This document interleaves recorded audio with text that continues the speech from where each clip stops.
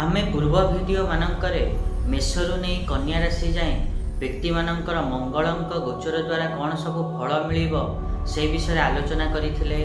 आज आमे आलोचना करिबा कि नेक्स्ट राशि अर्थात तुला राशि व्यक्ति मानक पई 11 मई 2026 रु नहीं 20 जून 2026 जाए जो मंगल 16 राशि को गोचर करेंगे ता द्वारा तुला राशि व्यक्ति मानू कौन सब शुभ अशुभ फल मिल से विषय आज आम ये वीडियो रे आलोचना करिबा।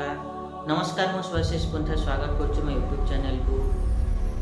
आज आम जानिबा कि जेते सब तुला राशि व्यक्ति अछंती तांको पई मंगल सप्तम भाव में गोचर करने द्वारा कौन सब शुभ अशुभ फल देवे आउ जीवन उपर कौन सब प्रभाव पकेबे से विषय तो डिटेल्स रे जानिबा। ता पूर्व सबन भली गोटे रिक्वेस्ट करिया चाहिए कि जो मैंने भी एजाए चैनल को सब्सक्राइब करना सब्सक्राइब करूँ आ पाख थी बेल आइकन को प्रेस करूँ जहाँद्वारा कि मुझे आगू को जहाँ भी किसी वीडियो देवी ता नोटिफिकेशन आपण मानक ठीक समय मिल एवं वीडियो भल लगुले वीडियो को हाइप दे पारे। जदि आम तुला राशि कथा कहवा ताले तुला राशि व्यक्ति मानक मुझे पूर्वर कहली कि 11 मई 2026 रु नहीं 20 जून 2026 जाए मंगल सप्तम भाव में गोचर करेंगे दीर्घ 40 दिन धरी।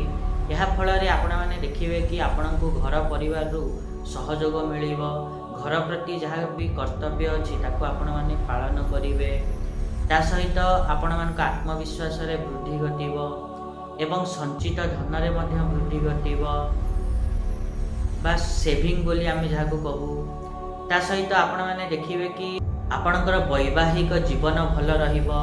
जदि पार्टनरशिप रे किछि व्यवसाय करूचंती ताहाले सेथरु लाभ मध्य आपण माने पाई परिबे। एत थिला जेते सब अछंती तुला राशि व्यक्ति तांको पई मंगलंक गोचर किभଳି रहिबो। आशा करिबे कि मुझा कहली आपण माने ठीक रे बुझी पारथिबे। आ जदि वीडियो भल लागिछि ताहाले नियत रूपे वीडियो को लाइक करंतु शेयर करंतु आ चैनल को सब्सक्राइब करिया पे तो जमाई भूलंतुनी। आज पई एतिकी देखावा नेक्स्ट वीडियो रे। रहुची नमस्कार।